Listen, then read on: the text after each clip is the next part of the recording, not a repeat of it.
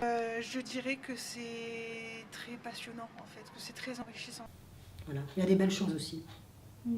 Sinon ça ne ferait pas 30 ans. Oui. Je n'ai pas tenu 30 ans. Il y a beaucoup de belles choses. Heureusement qu'il y a Bien sûr. des belles choses. Il y a plus de belles choses que de drames. Ouais. C'est-à-dire que on est en mouvement tout le temps, on apprend tout le temps, on rencontre des gens tout le temps. Et surtout, on rencontre des gens qu'on ne pourrait jamais rencontrer sans notre métier. Le monde entier autour de moi, parce que je rencontre des gens du Cameroun, des gens de la Syrie, je rencontre des gens qui sont dans les précarités, que a priori je ne rencontrerai pas parce qu'ils n'habitent pas dans le même quartier que moi, parce qu'on n'a pas d'endroit où on va se croiser. Et donc c'est un métier qui donne des opportunités humaines énormes. Et récemment, ça m'est arrivé de croiser une jeune femme que j'ai pu accompagner quand elle était jeune ado, au foyer de l'enfance, et voilà, qui renvoie tout ce que, enfin, les bons souvenirs qu'elle en a gardés, ce que moi ou d'autres collègues on a pu lui apporter, fière de montrer ce qu'elle est devenue de manière positive, et voilà, ça reste quand même des souvenirs, voilà, on sait pourquoi on a fait ça à un moment donné, quoi.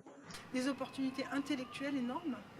Parce qu'on est obligé de se former à la psychologie, à la sociologie, au droit, aux migrations internationales, ça part dans tous les sens. Donc moi j'ai besoin de tout le temps apprendre, mon cerveau il fonctionne tout le temps, j'ai du mal à l'éteindre. C'était difficile aussi de trouver un boulot qui satisferait mon désir d'infini. Et dans l'action sociale, c'est sûr qu'on est face à l'infini. Trouver un logement avec une personne qu'on n'a pas eu depuis longtemps, créer ce projet-là et de le voir se concrétiser après, de l'idée jusque...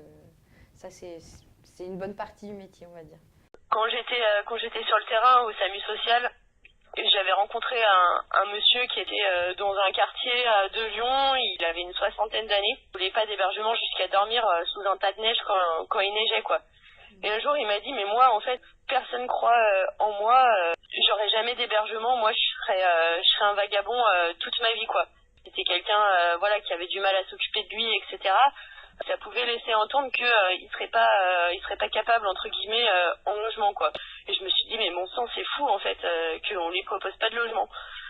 Du coup, j'ai travaillé pour lui proposer un logement dans son quartier. C'est ce qui s'est passé. Finalement, il a pas souhaité y rester. Mais quelques mois plus tard, en fait, il a été contraint d'être dans une structure de soins. Et dans cette structure de soins, en fait, il s'est mis à y habiter, à investir l'espace, sa chambre et tout ça, y habiter comme je pense qu'il n'avait pas habité depuis des années. Il a rencontré un médecin avec qui il y a eu une rencontre d'humains extraordinaire. Et du coup, il a eu le droit d'y rester jusqu'à la fin de sa vie, en fait, dans cette structure, quoi. Et je trouve que quand je dis que le travail social, c'est travailler le point de rencontre d'une personne avec la société, je trouve que là, ça s'est vraiment passé.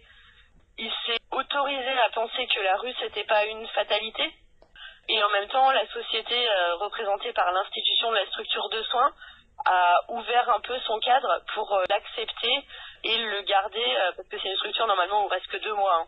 Lui, il est resté 5-6 ans. Lui, il a fait le pari de re-rentrer un peu dans quelque chose de plus normé, de prendre un peu soin de lui.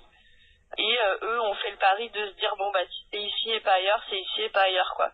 Une famille du Congo, 4 enfants, les parents avaient été séparés pendant 2 ans, ils se sont retrouvés, l'OFPRA, enfin c'était très compliqué. Et là, on les installe. Moi, les installations, c'est des moments merveilleux, j'adore ça. On met la clé, on est avec Manon, notre stagiaire, d'ailleurs, on met la clé dans l'appartement, on ouvre la porte. Et là, waouh, ils sont chez eux. Ça fait 2 ans qu'ils sont séparés, ils ont fait des foyers dans tous les sens. Et là, ils ont leur chez eux, à IEM, mais bon, un espace à eux. Et ça, c'est des moments de fou, ouais. C'est des moments de fou, c'est des moments super heureux. Il me semble que la misère serait moins pénible au soleil. La la la la la la la la la la la la.